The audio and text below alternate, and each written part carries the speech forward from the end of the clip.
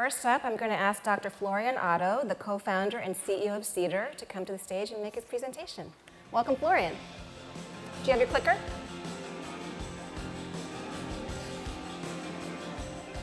We're going to have someone. So we don't have the clicker. Maybe if I just ask to then forward the slides.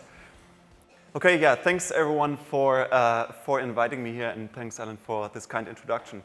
And I'm here to talk about how Cedar is humanizing this entire experience in healthcare. And before we get started, I'd like all of you to think about your last visit to the doctor or the hospital. And please focus there on the experience in the beginning and then post-discharge. I can maybe share a story on what happened to my fiancée a few years ago. So she fainted, needed to go to the emergency room, swiped her credit card for the co-payment, checked in a bunch of papers, and then 30 days after discharge, actually the billing nightmare began. So she got a stack of paper with a lot of strange codes on it. She couldn't really understand that. Another month later, she got from the imaging center kind of similar stuff. Batch of paper, didn't understand it. And then half a year later, a debt collector called her and said, "You didn't pay your lab bill." She never, ever received this bill. So what did she do? She totally lost confidence and trust in this healthcare provider. Sounds familiar? Happens all the time. And that's why we started Cedar. So now, imagine a world where going to the healthcare provider is as easy and as simple as buying your latte at Starbucks, shopping on Expedia, or making your purchases on Amazon. We all agree about personalized medicine. Every human being is different. However, on the administrative experience, there's still a one-size-fits-all approach. Everybody gets the same treatment. Cedar is humanizing this entire experience and is the connection between the patient and the healthcare system, being the payer and the provider. Imagine a world where it's easy to check into the doctor as it is into your airline. You can pay directly with Apple Pay your co-payment. You can directly review your bill after the visit.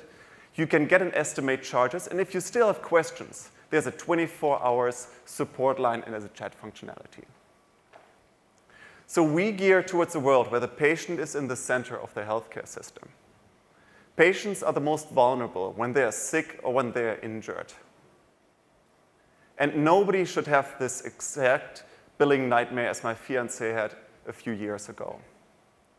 We believe into a future where the people can really focus on getting healed and improving their health rather than dealing with all of these unnecessary billing and administrative experience. Perfect. Beautiful. Thank you very much. Quick question as a follow-up. I'm curious, as you were developing your idea and the payment system, if you studied any other industries, if there were analogies there that informed you or that we should know about. Yeah, thanks, Alan. It's actually a very interesting question. I mean, there have been a lot of industry disrupted by technology. And I think healthcare has taken a little bit longer, but a very good industry analogy, probably everybody has used it, is the airline. It's actually terrible to compare yourself with airline. Airline is maybe not the best consumer-friendly industry. However, they really did a good job, I think, in getting this offline experience to an online good experience. So whenever you right now want to purchase your flight online, you can do it mobile, you can check into your flight, you can change your seats, and then print your boarding pass, not in paper anymore, but you have it directly digitally. Then you get on the aircraft. It's actually a pretty bad experience, right? Peanuts, pretzels is the only question you get, right? And then after discharge from the aircraft, it's actually, I would say, a good experience. You know exactly on where your mile status is. You can do follow-up and so on. And that's where we want to bring right now the healthcare experience as well. So it should be on the digital side as seamless as booking your flight online and using the aircraft industry. All right, now we're going to hear from the crowd. You ready? So question number 1. Does this startup's technology seem ready to scale? I think we've got 15 seconds for this one starting now. Please vote.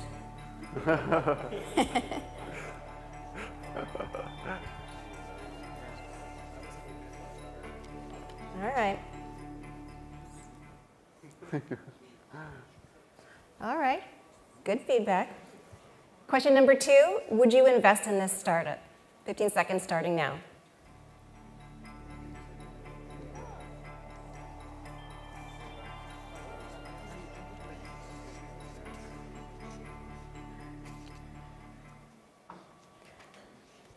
So we're going to have some interesting conversations over cocktails, I think. So Alice Zhang, I'm going to ask you to come on up, the Chief Executive Officer of Verge Genomics. Welcome. You've got 3 minutes starting now.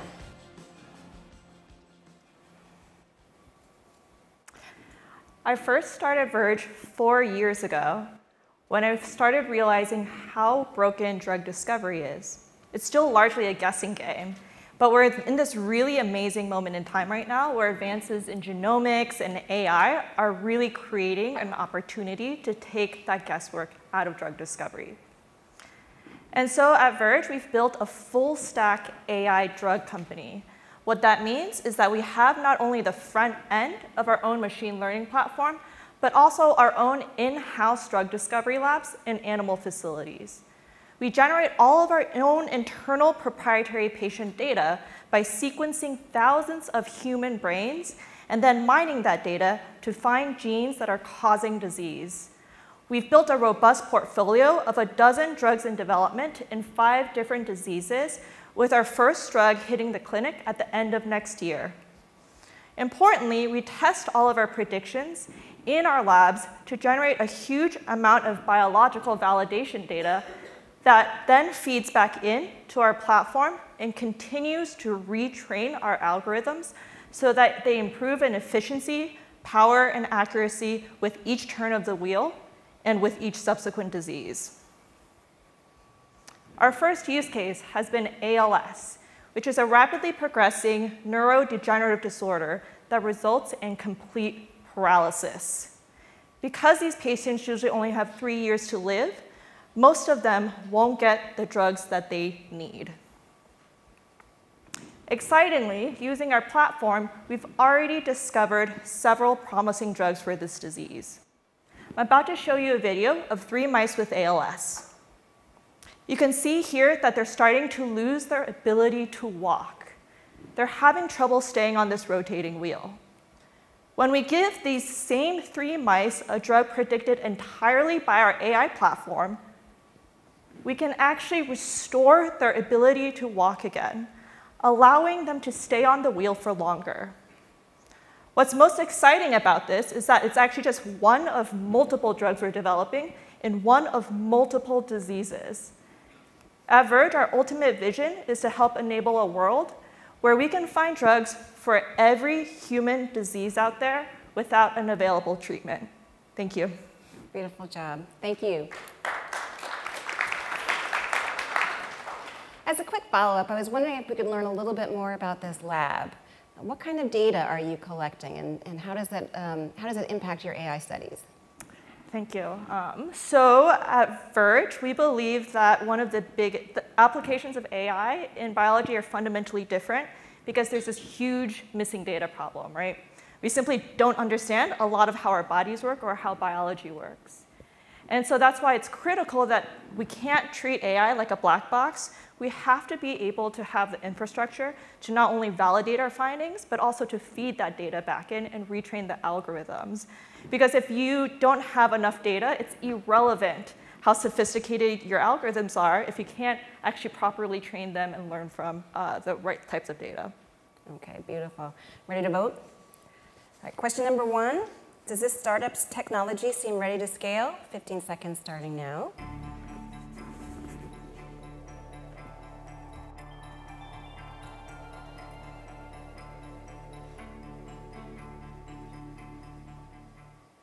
OK, good feedback. And number 2, would you invest in this startup if you had an unlimited pool of money?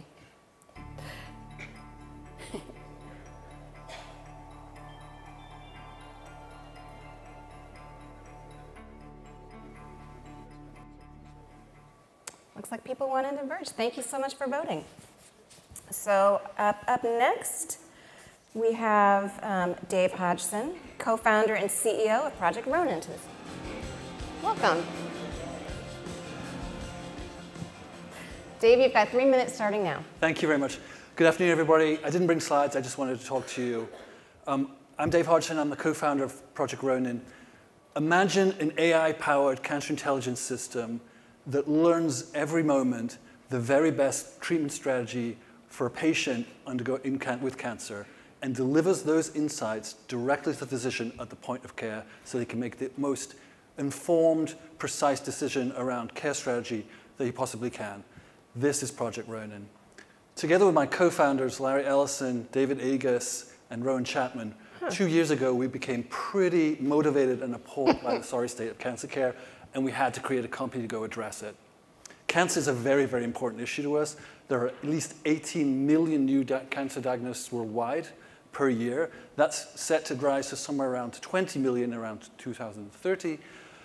And the amount spent on cancer is in the hundreds of billions of dollars. It's an absolute terrible epidemic.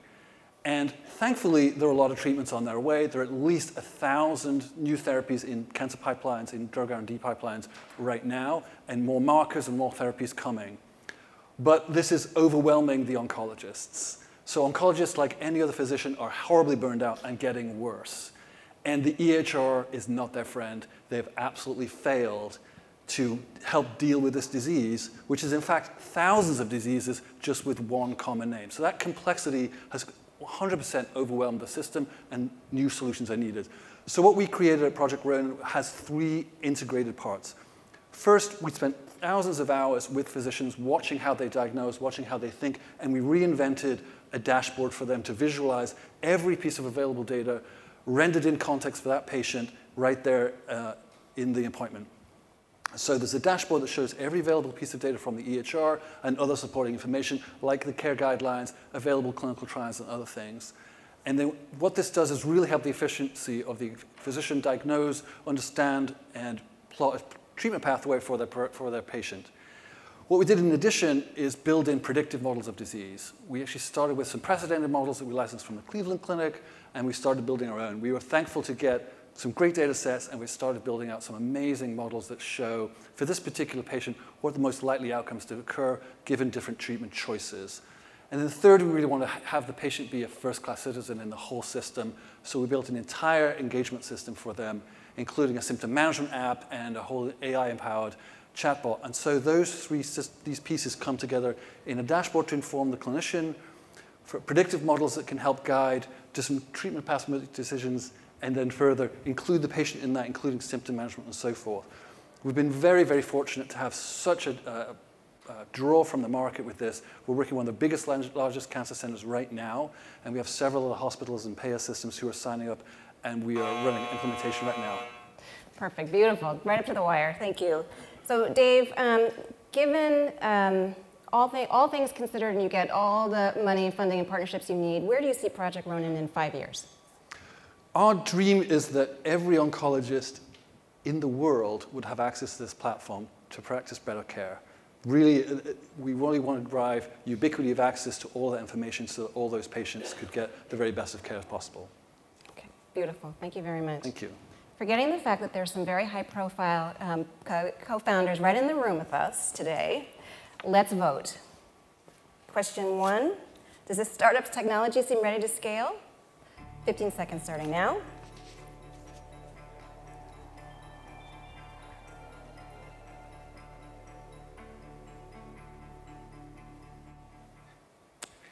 Beautiful. And number 2, would you invest in this startup if you haven't already?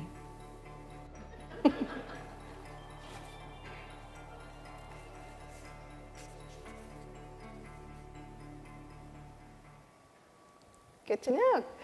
So last and definitely not least, I would like to invite Dr. Tim Junio, the co-founder and CEO of Expanse, to the stage. Hi. Tim, thank you so much. Also going to speak with you, no slides. So Tim Junio, co-founder, CEO of Expanse. I started my career working at CIA, and my company now does network security. So usually when I show up, there's bad news. I actually have an optimistic message for today, which is I think we see a path forward to really substantial improvements in cybersecurity. So I think I'm the only company that's not a healthcare specific company, but we're doing business with major healthcare companies, helping defend patient data at places like Cigna and Aetna, and intellectual property for companies like Pfizer, Takeda, Allergan. So the central problem that we're observing across large organizations and small organizations around the world, basically everybody, can be understood with a simple metaphor, which is if you think about large-scale infrastructure in the world, like walking down the street, what's the experience like for what's actually making the world function? Everything you see above the street is nice, clean, pretty, and when you go below the street level, you've got cesspools, you've got old infrastructure, you have subways that haven't been updated in a really long time. That's kind of how the global internet is today, where most information technology across companies around the world were first acquired in the 90s, maybe had some upgrades in the 2000s, but fast forward to where we are today, we've got decrepit junk that's beneath the surface that people try to hide behind a firewall. So the era of digital transformation that has led to a lot of gains, including in healthcare, across what we're doing clinically with EHR, surgical robots, drug discovery. In every era, healthcare has been changed by information technology, but the world hasn't caught up in the ability to monitor what's actually happening. So what Expanse is doing is centralizing all of that information for all of our customers and doing that at planetary scale. So to figure out what's actually out there that customers don't know about, what is that old infrastructure that's hanging around that could be a database server somebody left up, could be commercial cloud infrastructure in AWS that you don't know about, that one of your engineers or some other developer put in a commercial hosting facility. What we do is index literally every device connected to the internet every hour and then notify our customers when we see anything that shows up that looks like them anywhere on Earth. So what that does is give you the ability to consolidate what's happening across your network surface area and bring it back under control when things happen that they shouldn't. So if you imagine for any organization what that means, we can give you a single dashboard delivered in a web browser that tells you literally every device that's connected to the internet at any moment in time and whether or not there are security risks associated with them. Good Lord. So, Yeah. So Tim, you're also good business. I know, right? You're also a co-founder? Yes, co-founder and CEO. So could you tell us a little bit about how you found each other, your other co-founders, and how you divide up your roles? Thank you for the question. My co-founders and I met working at DARPA, where we developed cyber capabilities for the military. So when we started the company, we weren't going to build a commercial software product. We set out to just make planetary scale cyber operational technology for the military. And then we realized almost by accident, oh crap, there is all of this critical infrastructure that's exposed. And when we started showing that to people in government and there was no other capability to find and remediate those problems, we realized we were onto something powerful. So that's when we decided to raise venture capital. Peter Thiel was the first investor in our company, and over the last 3 years have been selling to the major companies I described, as well as financial services, et cetera. I guess I became CEO because my co-founder Matt and I co-authored the white paper inventing this platform, and Matt is a bit of a mumbly technical dude, so here I am. Thank you so much. Excellent, wonderful. Thank you so much. Okay, final vote. Slido questions. Number 1, does this startup technology seem ready to scale? Peter Thiel thinks so.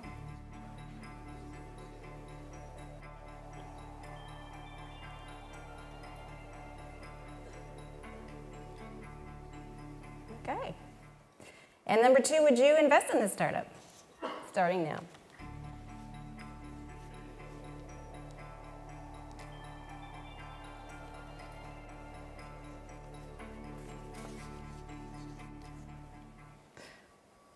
So for our 4 entrepreneurs, how do you feel about presenting? I mean, good? Yes? Good? Good conversations with everybody here? I can tell you as a reporter and as a frustrated entrepreneur, it means so much that you came here today to share what you're working on and to make sure that we could be in the loop in the future. I hope to be writing cover stories about each of you one day. Thank you so much for being here. And thank you for voting and giving your feedback and your mind share.